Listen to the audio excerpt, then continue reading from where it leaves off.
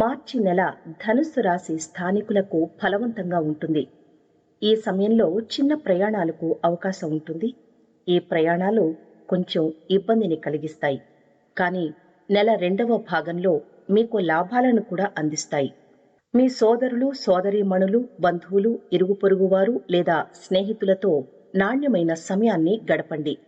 వారితో తగిన సంభాషణతో గత జ్ఞాపకాలను తగ్గించుకోండి. నెలవారీ జాతకం 2024 ప్రకారం కెరీర్ కోణం నుండి కేతు మహారాజు మొత్తం నెలలో 10వ ఇంట్లో కూర్చుంటారు. మాసం ప్రారంభంలో 3వ ఇంట్లో బుధుడు, సూర్యుడు, అలాగే కుజుడితో పాటు 6వ ఇంటికి అధిపతి అయిన శుక్రుడు ఈ నెల ప్రారంభంలో 2వ ఇంట్లో ఉంటారు. మీకోసం పనిచేసే సహోద్యోగుల సంబంధం చాలా ముఖ్యం. ఎందుకంటే వారితో గొడవల విషయంలో మీకు వ్యతిరేకంగా పనిచేయవచ్చు. తద్వారా కార్యాలయంలో మీకు సమస్యగా మారవచ్చు. ఇక విద్యార్థుల గురించి మాట్లాడుకున్నట్లయితే దేవగురువు బృహస్పతి నెలలో 5వ ఇంట్లో కూర్చుని విద్యార్థులకు సహజమైన జ్ఞానాన్ని పెంచుతాడు. మీకు చాలా తెలుసని మీరు భావిస్తారు, కానీ మీరు నేర్చుకోవలసింది చాలా ఉందని గ్రహించండి. నాకు అన్నీ తెలుసు అనే ధోరణిని నివారించడం మంచిది.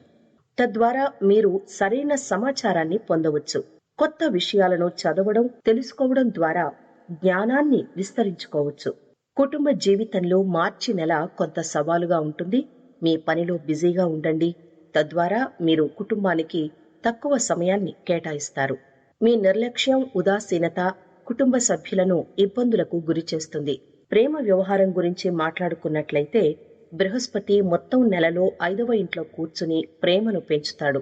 ఇది మీ ప్రేమకు సరైన దిశలో వెళ్లే అవకాశాలను నిర్ధారిస్తుంది. నమ్మకాలతో ముందుకు సాగడంలో విజయాన్ని పొందవచ్చు.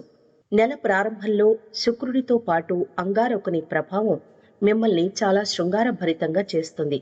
నెలవారీ రాశి ఫలం 2024 ప్రకారం ఆరోగ్య దృక్కోణం నుండి మెరుగైన ఆరోగ్యానికి నెల అనుకూలంగా ఉంటుంది. జీవిత శక్తులు పెరుగుతాయి, బలం కూడా పెరుగుతుంది. స్థానికులు సవాళ్లను వెంటనే ఎదుర్కోగలుగుతారు. అలాగే మానసికంగా, శారీరకంగానూ దృఢంగా ఉంటారు. ఇక పరిహారాన్ని చూసుకున్నట్లయితే ఆదివారం నాడు తల్లికి పొడి గోధుమ పిండి తినిపించండి.